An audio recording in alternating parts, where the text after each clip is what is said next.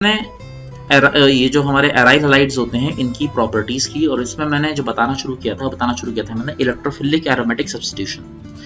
उन electrophilic aromatic substitution में मैंने ये बताया था कि जो इलेक्ट्रोफिलिक एरोमेटिक सब्स्टिट्यूशन होता है उसके अंदर 5-6 तरह की रिएक्शंस होती हैं। ये कल जो बता रहा था ये मतलब कुछ रिएक्शंस होती हैं जिनको हम क्लोरिनेशन और ब्रोमिनेशन और जो है वो Friedel-Crafts alkylation, acylation, nitration, sulphonation ये बोलते हैं। ठीक है, मैं यहाँ पर बात कर रहा था इन 5 रिएक्शन की। ठीक है, ये क्या कहलाती हैं?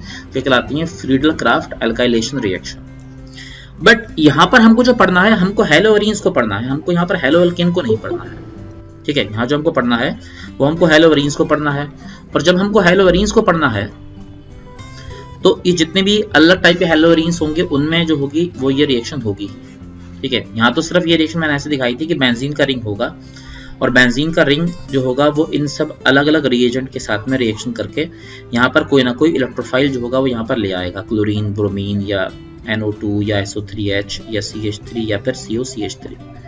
अब बात ये है कि अब हम जिन रिएक्शंस की बात कर रहे हैं, ये जो इलेक्ट्रोफिलिक एरोमेटिक सब्स्टिट्यूशन रिएक्शन होती हैं, किसी भी इलेक्ट्रोफिलिक एरोमेटिक सब्स्टिट्यूशन रिएक्शन में कोई भी इलेक्ट्रोफाइल आता है। भाई मान लो कि ये कार्बन है तुम्हारा, ठीक है, ये कार्बन है तुम्हारे पास में, ये कार्बन है, इस कार्बन पर एक हाइड्रोजन लगा हुआ है ये।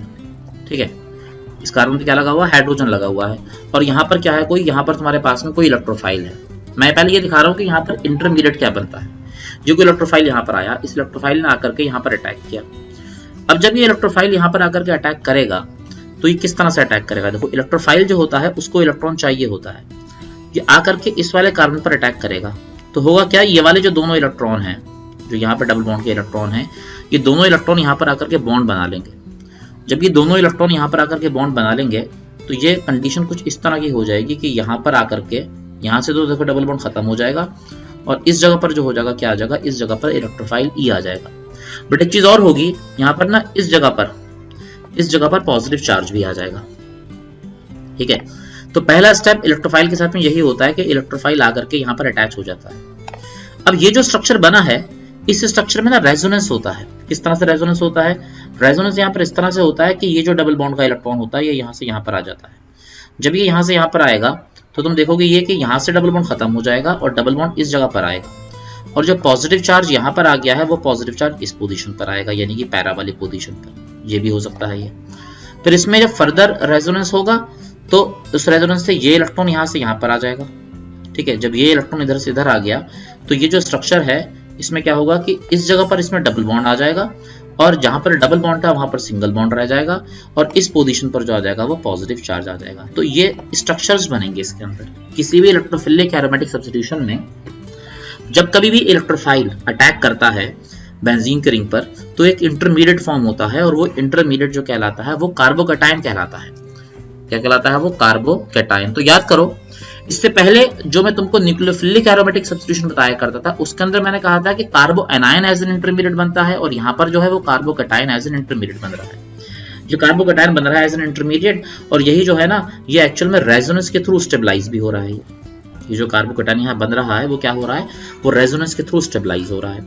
दूसरे स्टेप में ये होता है कि ये जो कोई भी मैं एक स्ट्रक्चर उठा लेता हूँ इसके अंदर से, ठीक है, और दूसरे स्टेप में जो हाइड्रोजन होता है वो यहाँ से बाहर निकल जाता है ये।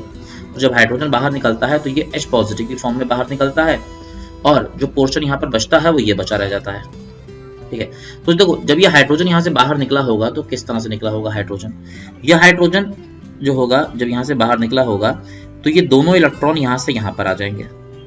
ठीक है, और ये हाइड्रोजन जो होगा पॉजिटिव चार्ज लेके बाहर निकल जाएगा ये। तो जब यहाँ से हाइड्रोजन बाहर निकल गया है तो यहाँ से मैं हाइड्रोजन हटा देता हूँ ये, और ऐसा करता हूँ कि यहाँ पर मैं डबल बॉन्ड ले आता हूँ, और ये जो पॉजिटिव चार्ज है ये पॉजिटिव चार्ज भी खत्म हो जाएगा यहाँ से, और कुल मिलाकर के यहाँ पर आकर के एक इलेक्ट्रोफाइल जुड़ जाएगा।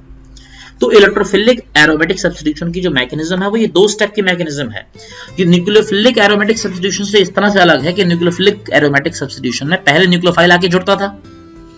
ठीक है, पहले न्यूक्लियोफाइल जुड़ता था और वहां से फिर हैलोजन हटा करता था, और उसके अंदर कार्बो एनायन बनता था, मगर यहाँ पर जो बनता है वो कार्बोकैटायन बनता है। और फिर ये दूसरा स्टेप होता है। इसमें ये जो स्टेप होता है ये स्लो स्टेप होता है, यानी कि यही रेट डिटरमाइनिंग स्टेप होगा, और ये स्टेप जो होता है फास्ट स्टेप होता है। पॉइंट ये समझने का है कि इलेक्ट्रोफिलिक एरोमेटिक सब्स्टिट्यूशन में ये जो इंटरमीडिएट बनता है इस पर पॉजिटिव चार्ज आता है। और कहां पर आता है पॉजिटिव चार्ज? या तो ऑर्थो पोजीशन पर आता है, या पैरा पर आता है, या ऑर्थो पर आता है। इन 3 पोजीशन पर जो आता है वो पॉजिटिव चार्ज आता है। यानी कि इलेक्ट्रोफिलिक एरोमेटिक सब्स्टिट्यूशन में जो इंटरमीडिएट बनता है वो इंटरमीडिएट जो होता है वो इंटरमीडिएट कार्बोकैटायन होता है। ठीक है, वो इंटरमीडिएट क्या होता है? वो इंटरमीडिएट कार्बोकैटायन होता है। अब जब कार्बोकैटायन यहाँ पर इंटरमीडिएट बनता है, तो अभी तक तो मैं सिर्फ रिएक्शन करा रहा था सिर्फ बेंजीन की। अब अगर ऐसा होता कि मैं ये रिएक्शन बेंजीन की ना करा करके मैं ये कहता कि बेंजीन के ऊपर कोई ग्रुप ऑलरेडी प्रेजेंट है, बेंजीन के ऊपर कोई ग्रुप जो है, मुझे नहीं मालूम कैसा ग्रुप है, कोई ग्रुप ऑलरेडी प्रेजेंट है। ठीक है, ये ग्रुप जो होगा, ये ग्रुप 2 तरह का हो सकता है। या तो ये ग्रुप जो होगा प्लस आर वाला ग्रुप होगा, या फिर ये ग्रुप जो होगा वो माइनस आर वाला ग्रुप होगा। अगर प्लस आर वाला ग्रुप होगा तो नया इलेक्ट्रोफाइल ऑर्थो और पैरा पोजीशन पर आएगा, और अगर माइनस आर वाला ग्रुप होगा तो नया इलेक्ट्रोफाइल मेटा पोजीशन पर आएगा। क्योंकि प्लस आर वाले जितने भी ग्रुप होते हैं वो सारे के सारे क्या होते हैं? ऑर्थो पैरा डायरेक्टिंग होते हैं, और माइनस आर वाले सारे के सारे ग्रुप जो होते हैं वो मेटा डायरेक्टिंग होते हैं। एक बात। दूसरी बात, प्लस आर वाले सारे के सारे ग्रुप EDG होते हैं, और माइनस आर वाले सारे के सारे ग्रुप EWG होते हैं, मतलब इलेक्ट्रॉन डोनेटिंग और इलेक्ट्रॉन विड्रॉइंग। क्योंकि इस रिएक्शन में यहाँ पर ये जो तुम्हारे पास में बेंजीन का जो रिंग होता है, जब यहाँ पर इलेक्ट्रोफाइल आके अटैक करता है तो ये क्या बनाता है? ये कार्बोकैटायन बनाता है। तो इलेक्ट्रॉन डोनेटिंग ग्रुप या इलेक्ट्रॉन विड्रॉइंग ग्रुप। तो इस बात को समझो, अगर कोई चीज कार्बोकैटायन बना रही है और उस पर कोई इलेक्ट्रॉन डोनेटिंग ग्रुप आ जाए तो इलेक्ट्रॉन डोनेटिंग ग्रुप क्या करेगा? उसको इलेक्ट्रॉन देगा, और जब वो उसको इलेक्ट्रॉन देगा तो उसके ऊपर आया हुआ चार्ज खत्म होगा। यानी कि ये इसको क्या करता है? ये इसको स्टेबलाइज करता है।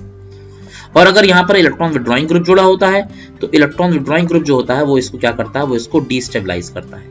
कल तक मैं जो तुम्हें बता रहा था न्यूक्लियोफिलिक एरोमेटिक सब्स्टिट्यूशन, वहां मैं ये कह रहा था कि कार्बो एनायन बनेगा और वहां पर इलेक्ट्रॉन विड्रॉइंग ग्रुप जो करेगा वो स्टेबलाइज करेगा, और इलेक्ट्रॉन डोनेटिंग ग्रुप जो होगा वो डिस्टेबलाइज करेगा। मगर वो बात थी किसकी? वो बात थी न्यूक्लियोफिलिक एरोमेटिक सब्स्टिट्यूशन की। यहाँ जो मैं बात कर रहा हूँ, यहाँ मैं बात कर रहा हूँ इलेक्ट्रोफिलिक एरोमेटिक सब्स्टिट्यूशन की। तो इलेक्ट्रोफिलिक एरोमेटिक सब्स्टिट्यूशन में कार्बोकैटायन जो होता है वो एज एन इंटरमीडिएट फॉर्म होता है, उस पर होता है पॉजिटिव चार्ज। तो अगर उस पर इलेक्ट्रॉन डोनेटिंग ग्रुप प्रेजेंट होगा तो वो उस कार्बोकैटायन को स्टेबलाइज करेगा, और अगर वहां पर इलेक्ट्रॉन विड्रॉइंग ग्रुप प्रेजेंट होगा तो वो कार्बोकैटायन को डिस्टेबलाइज करेगा। तो ये 2 बातें होंगी। ठीक है, कहीं पर कार्बोकैटायन स्टेबलाइज होगा और कहीं पर कार्बोकैटायन डिस्टेबलाइज होगा। ठीक, अच्छा, ये तो मैंने बताया कि जितने भी प्लस आर वाले ग्रुप हैं वो सारे के सारे क्या होते हैं? EDG होते हैं। मगर ना, बट हेलोजन जो है, but halogen is an exception.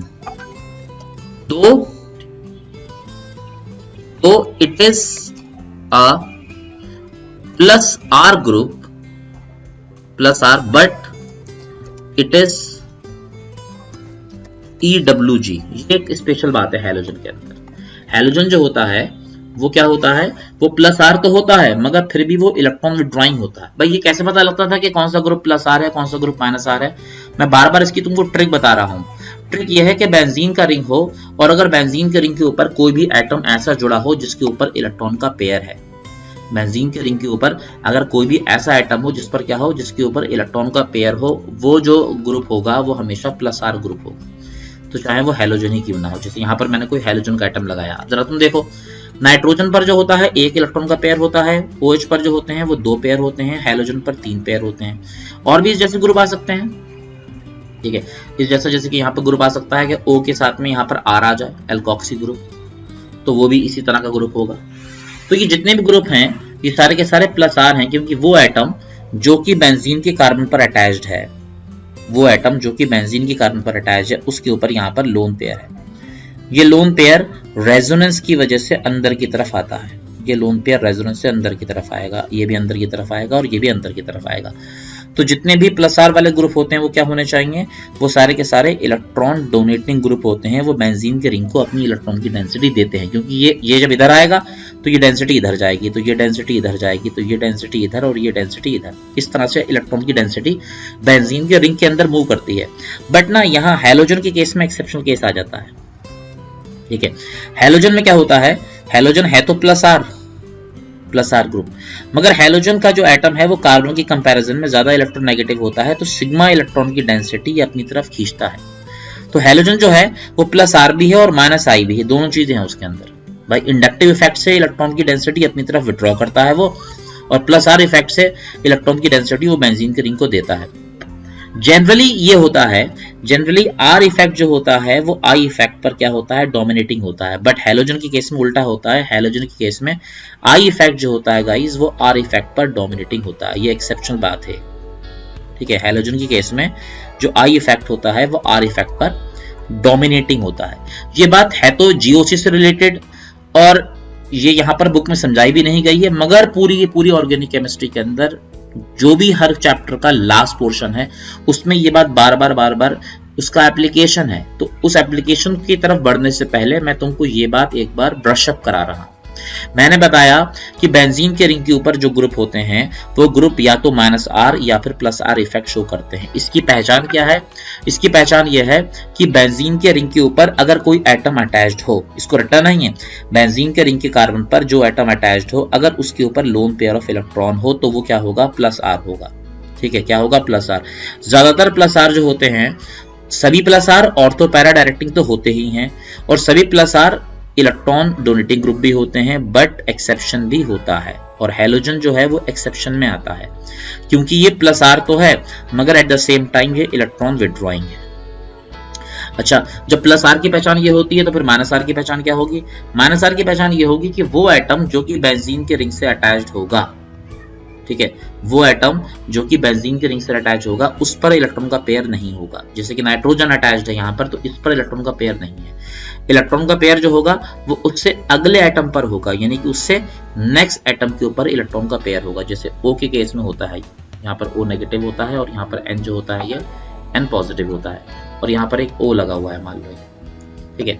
तो तुम ध्यान दो, अगर यहाँ पर इलेक्ट्रॉन का पेयर जो है वो यहाँ पर है O के ऊपर, वो नाइट्रोजन पर नहीं है, तो जब नाइट्रोजन पर नहीं है तो ये इलेक्ट्रॉन की डेंसिटी इधर जाएगी और ये डेंसिटी इधर आएगी। तो तुम देखो ना, यहाँ पर तो इलेक्ट्रॉन की डेंसिटी बेंजीन के रिंग के अंदर की तरफ आ रही है, मगर यहाँ पर इलेक्ट्रॉन की डेंसिटी जो है वो बेंजीन के रिंग से बाहर की तरफ जा रही है। ठीक है, तो ये ग्रुप जो होगा क्या होगा, ये माइनस आर होगा, और माइनस आर वाले विदाउट एक्सेप्शन हमेशा इलेक्ट्रॉन विड्रॉइंग होते हैं। क्या होते हैं? Electron withdrawing group. और जितने भी इलेक्ट्रॉन विड्रॉइंग ग्रुप या माइनस आर ग्रुप होते हैं वो मेटा डायरेक्टिंग होते हैं। तो इसके हिसाब से हैलोजन प्लस आर है, होगा तो ऑर्थो पैरा डायरेक्टिंग, मगर होना चाहिए था उसको ईडीजी, बट वो ईडीजी नहीं होता है, वो जो होता है क्या होता है, ईडब्ल्यूजी होता है, क्योंकि halogen is the only case जिसके अंदर इंडक्टिव इफेक्ट जो होता है वो रेजोनेंस इफेक्ट के ऊपर क्या होता है, रेजोनेंस इफेक्ट पर डोमिनेटिंग होता है। Halogen is the only case जिसके अंदर इंडक्टिव इफेक्ट जो होता है वो रेजोनेंस इफेक्ट पर क्या होता है, डोमिनेटिंग होता है। क्या ये बात कुछ समझ में आ पा रही है?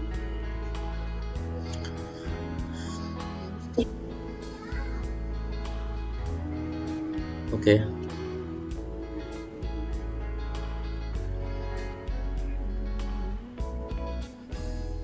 ठीक है, तो इसको मैंने भी यहां पर ले लिया। आज बहुत टाइम वेस्ट हो गया एक्चुअली, थोड़ा इंटरनेट के चक्कर में। इसको मैंने यहां पर दिखा दिया है,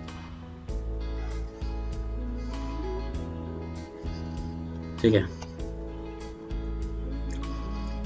अच्छा, अब देखो जरा, अब ये मैं तुम्हारी बुक खोल रहा हूं और उसके अंदर तुम देखो जितनी भी रिएक्शन है हैलोजन जब बेंजीन के रिंग पर है, जितनी भी इलेक्ट्रोफिलिक एरोमेटिक सब्स्टिट्यूशन, जैसे यहां से तुम बात करो, इस रिएक्शन में बेंजीन के रिंग के ऊपर ऑलरेडी Cl ग्रुप मौजूद है। जब बेंजीन के रिंग के ऊपर ऑलरेडी Cl ग्रुप प्रेजेंट है तो Cl पर क्या होगा, Cl पर इलेक्ट्रॉन के पेयर होंगे। क्या होना चाहिए, इसको प्लस आर इफेक्ट शो करना चाहिए। प्लस आर इफेक्ट से क्या होगा, ये ऑर्थो और पैरा डायरेक्टिंग होगा, यानी कि अगर Cl2 और FeCl3 होता है तो नया जो इलेक्ट्रोफाइल होगा वो पैरा पर या ऑर्थो पर आएगा। ठीक है, पैरा पर या ऑर्थो पर आएगा। ठीक है, ऐसी अगर मैं नाइट्रेशन कराऊंगा, Cl ऑलरेडी प्रेजेंट है तो नया इलेक्ट्रोफाइल जो होगा वो ऑर्थो पर और पैरा पर आएगा। ऑर्थो पैरा पर इसलिए आ रहा है कि Cl जो है वो प्लस आर इफेक्ट की वजह से क्या है, ऑर्थो और पैरा डायरेक्टिंग है। तो तुम कोई भी रिएक्शन यहाँ पर देख लो, सभी रिएक्शन में यही होना है। ठीक है, जो भी तुम यहाँ पर रिएक्शन देखते हो इलेक्ट्रोफिलिक एरोमेटिक सब्स्टिट्यूशन की, सबके अंदर यही होना है। चाहे वो तुम सल्फोनेशन देखो, अगर Cl पहले से प्रेजेंट है तो प्लस आर इफेक्ट की वजह से ये क्या होगा, ये ऑर्थो पैरा डायरेक्टिंग होगा और नया इलेक्ट्रोफाइल जो होगा वो ऑर्थो पर या पैरा पर ही आएगा। ठीक है, कहां पर आ रहा है, ऑर्थो पर और पैरा पर। उसी तरह से तुम ये कोई आगे की और रिएक्शन देख लो, ये चाहे तुम ये रिएक्शन देख लो, फ्रीडल क्राफ्ट एल्काइलेशन है, पहले से Cl मौजूद है तो यहाँ पर ऑर्थो पर और पैरा पर, यहाँ पर भी Cl पहले से है तो यहाँ पर ये ऑर्थो पर और ये पैरा पर, इन्हीं जगहों पर आ रहा है। तो कल तक जो मैं तुमको रिएक्शन दिखा रहा था इलेक्ट्रोफिलिक एरोमेटिक सब्स्टिट्यूशन, वो मैं तब दिखा रहा था जब सिर्फ बेंजीन का रिंग था मेरे पास में। कल तक जो मैं दिखा रहा था वो देखो ना, यहाँ पर अकेला बेंजीन का रिंग है और कुछ भी नहीं है। बट जब बेंजीन के रिंग के ऊपर कोई ग्रुप प्रेजेंट होता है तो वो ग्रुप दो तरह का हो सकता है, या तो प्लस आर या माइनस आर। अगर प्लस आर है तो ऑर्थो पैरा होगा और माइनस आर है तो वो मेटा डायरेक्टिंग होगा। प्लस आर वाले सारे के सारे इलेक्ट्रॉन डोनेटिंग होते हैं, बट हैलोजन एक्सेप्शन है जो कि इलेक्ट्रॉन विड्रॉइंग होता है, और माइनस आर वाले सारे के सारे इलेक्ट्रॉन विड्रॉइंग होते ही हैं विदाउट एनी एक्सेप्शन। तो देखो, क्योंकि रिएक्शन में कार्बोकैटायन बनता था एज एन इंटरमीडिएट, तो इलेक्ट्रॉन डोनेटिंग ग्रुप जो होगा वो कार्बोकैटायन को स्टेबलाइज करेगा और रिएक्शन को आसान बनाएगा। बट यहाँ पर उल्टा होता है, ठीक है। देखो यहाँ पर क्या होता है, इस केस में उल्टा होता है। और यहाँ पर देखो ये क्वेश्चन है भी है, यहाँ पे लिखा हुआ है, ये कह रहा है कि although chlorine is an electron withdrawing group, yet it is ortho para directing in electrophilic aromatic substitution reaction. Why? पहली बात तो ये, how they are considering chlorine to be an electron withdrawing group, वो मैंने अभी बताया। मैंने बताया कि बेंजीन के रिंग के ऊपर जब क्लोरीन होगा तो although ये प्लस आर इफेक्ट शो करेगा, बट इसका आई इफेक्ट जो होता है वो आर इफेक्ट पर डोमिनेटिंग होता है, जिसकी वजह से ये इलेक्ट्रॉन विड्रॉइंग की कैटेगरी में आएगा।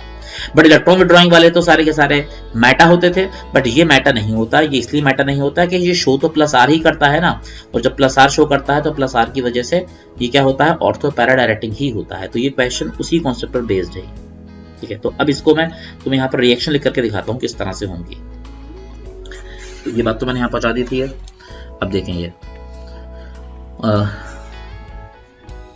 halogen atom present on benzene ring will show plus R effect. Due to this, it will be ortho para directing. But in general, all plus R group are electron donating group, but halogen is an exception. Halogen is an exception as its I effect is dominating over R effect, and it will be electron withdrawing group. क्या होगा, ये electron withdrawing होगा। तो अब अगर तुम्हारे पास में ये बेंजीन का रिंग है और बेंजीन के रिंग की तुमने रिएक्शन यहाँ पर शुरू कराई, ठीक है। बेंजीन के रिंग के ऊपर ऑलरेडी कोई मैंने यहाँ पर क्लोरीन यहाँ पर ऐड जोड़ दिया है, ठीक है। और अब मैं इसकी अलग अलग तरह की इलेक्ट्रोफिलिक एरोमेटिक सब्स्टिट्यूशन रिएक्शन मैंने यहाँ पर इसकी कराना शुरू की, ठीक है। तो ये बेंजीन के ऊपर ऑलरेडी क्या है, क्लोरीन है। और अब अगर मैं यहाँ पर इसकी इलेक्ट्रोफिलिक एरोमेटिक सब्स्टिट्यूशन जो भी अलग तरह की रिएक्शन होती है वो कराऊंगा, तो मेरे पास में दो तरह के प्रोडक्ट मिलेंगे। मेजर प्रोडक्ट पैरा वाला होगा और माइनर प्रोडक्ट जो होगा वो ऑर्थो वाला होगा। फॉर सपोज यहाँ पर मैंने रिएक्शन जो है इसकी वो Cl2, ठीक है, वो रिएक्शन जो है मैंने वो Cl2 और AlCl3 या FeCl3 से ये रिएक्शन कराई। ये क्लोरीनेशन होता है। क्लोरीनेशन में क्या होता है कि बेंजीन के रिंग के ऊपर क्लोरीन आता है, मगर वो क्लोरीन की पोजीशन क्या क्या होंगी, वो क्लोरीन जो होगा जो आएगा यहाँ पर वो इस तरह से आएगा, पैरा पोजीशन पर या ऑर्थो पोजीशन पर, ठीक है। पैरा वाला जो होगा तुम देखोगे वो हमेशा ज्यादा अमाउंट में प्रोडक्ट बनेगा, यानी कि that will be a major product, और जो ऑर्थो वाला प्रोडक्ट होगा वो कम अमाउंट में बनेगा, यानी कि that will be a minor product. तो दो तरह के इस तरह से यहाँ पर जो होंगे वो प्रोडक्ट फॉर्म होंगे क्लोरीनेशन के अंदर। अगर क्लोरीनेशन की जगह मैंने यहाँ पर जो है वो ब्रोमिनेशन कराया होता, तो ब्रोमिनेशन के अंदर यहाँ पर जो मैं लूंगा वो क्या लूंगा, एक तो मैं यहाँ पर लूंगा Br2 और यहाँ पर लूंगा मैं Fe और Br3, FeBr3 इस तरह से, ठीक है। तो यहाँ पर जो प्रोडक्ट बनेगा उन प्रोडक्ट में ऑर्थो और पैरा पोजीशन पर जो होगा वो कौन आ जाएगा, वो ब्रोमीन आ जाएगा। देखो यहाँ पर इस केस में क्या होगा, पैरा पोजीशन पर जो आ जाएगा वो Br आ जाएगा और ऑर्थो पोजीशन पर भी क्या आ जाएगा, Br आ जाएगा। अगर यही रिएक्शन मैंने नाइट्रेशन के केस में कराई होती, ठीक है, नाइट्रेशन में जो लेता है यहाँ पर दो रिएजेंट होते हैं, या तो HNO3 और HNO3 के साथ में जो होता है वो होता है H2SO4, it will be H2SO4। ये दो रिएजेंट लिए जाते हैं ये, ठीक है, नाइट्रिक एसिड और सल्फ्यूरिक एसिड, ये नाइट्रेशन के होते हैं। तो यहाँ पर जो प्रोडक्ट बनेगा उस प्रोडक्ट में नाइट्रो ग्रुप आएगा, ठीक है, उसमें क्या आएगा, उसमें नाइट्रो ग्रुप आएगा। तो जब नाइट्रो ग्रुप आएगा तो नाइट्रो ग्रुप या तो पैरा पर आएगा यहाँ पर NO2, या तो यहाँ पर आएगा पैरा पर, या फिर जो होगा नाइट्रो ग्रुप वो ऑर्थो पर आएगा। अगर मैं यहाँ पर जो है इसकी रिएक्शन सल्फोनेशन कराता हूँ, सल्फोनेशन में यहाँ पर जो होगा वो H2SO4 और उसके साथ में जो होगा वो SO3 लिया जाता है, यही रिएजेंट लिखे हुए आते हैं। अब सल्फोनिक एसिड बनना चाहिए, SO3H आना चाहिए, तो अब जो होगा ऑर्थो पर भी और पैरा पर भी SO3H ग्रुप आएगा यहाँ पर, ऑर्थो पर भी और पैरा पर भी क्या आएगा, SO3H। तो SO3H यहाँ पर भी आ गया है और यही SO3H जो है वो एक यहाँ पर आया है और एक यहाँ पर आया है। तो इस तरह का प्रोडक्ट फॉर्म होगा। तो ऑर्थो और पैरा प्रोडक्ट ही फॉर्म हो रहा है। और अगर यहाँ पर तुमने इलेक्ट्रोफिलिक एरोमेटिक सब्स्टिट्यूशन कराया होता, मतलब वो फ्रीडल क्राफ्ट एल्काइलेशन जिसमें क्या CH3Cl और उसके साथ में Al और Cl3 लेते हैं, Al Cl और 3, ठीक है, Al Cl and 3 है। ये थोड़ा गड़बड़ हो रहा है, 1 मिनट रुको। हाँ, तो मुझे लेना है वो CH3Cl /Al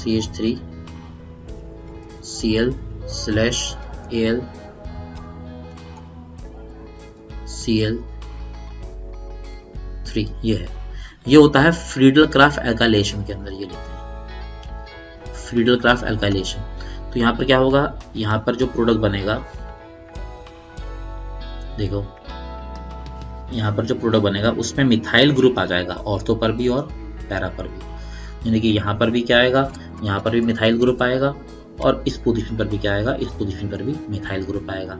और अगर यहाँ पर रिएक्शन जो है इसके साथ में ना करके यहाँ पर हमने अगर फ्रीडल क्राफ्ट एसाइलेशन कराया होता, एसाइलेशन में क्या करते हैं, CH3 तो होता है ये, बस यहाँ पर COCl कर देते हैं, ठीक है, यहाँ पे क्या कर देते हैं, COCl, ये फ्रीडल क्राफ्ट एसाइलेशन है। इस केस में जो यहाँ पर प्रोडक्ट फॉर्म होगा, ये प्रोडक्ट इस तरह का फॉर्म होगा कि जैसे यहाँ पर ये जो CH3 आया है यहाँ पर COCH3 आ जाएगा और इसी तरह का COCH3 यहाँ पर आ जाएगा। तो सभी जो प्रोडक्ट बनेंगे यहाँ पर उसके अंदर ऑर्थो और पैरा पोजीशन पर ही क्या आएगा, ऑर्थो और पैरा पोजीशन पर ही देख लो कि वो इलेक्ट्रोफाइल आएगा। तो यहाँ पर ये बेंजीन का रिंग था, इस बेंजीन के रिंग के ऊपर ऑलरेडी Cl ग्रुप मौजूद है ये, तो नया इलेक्ट्रोफाइल या तो पैरा पर या ऑर्थो पर, Br इलेक्ट्रोफाइल है पैरा पर या ऑर्थो पर, NO2 इलेक्ट्रोफाइल है पैरा पर या ऑर्थो पर, यहाँ पर SO3 इलेक्ट्रोफाइल है पैरा पर या ऑर्थो पर, यहाँ पर CH3 इलेक्ट्रोफाइल है या तो पैरा पर या फिर ऑर्थो पर, यहाँ पर COCH3 है तो या तो पैरा पर या फिर ये ऑर्थो पर। तो इस तरह से जो होते हैं ये प्रोडक्ट यहाँ पर आते हैं ये, ठीक है। तो ये रिएक्शन जो है वो कंप्लीट करने के लिए आ सकती है ये, इसको मैं इधर ले लेता हूँ और इसको जो है जो ऊपर लिखा है इसको भी मैं इधर ले लेता हूँ।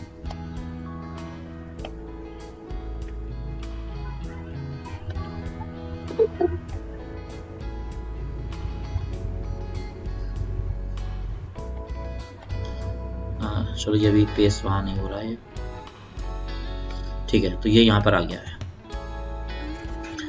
तो मैं जो बात कर रहा हूं फिर मैं एक बार रिमाइंड करा दूं, हम लोग बात कर रहे हैं कि बेंजीन के रिंग के ऊपर अगर कोई एटम या ग्रुप ऑफ एटम प्रेजेंट होता है, ठीक है, और बेंजीन के रिंग जो हमारा हेलोएरीन है वो दो तरह की रिएक्शन देता है, या तो वो न्यूक्लियोफिलिक एरोमेटिक सब्स्टिट्यूशन देता है या फिर वो इलेक्ट्रोफिलिक एरोमेटिक सब्स्टिट्यूशन देता है।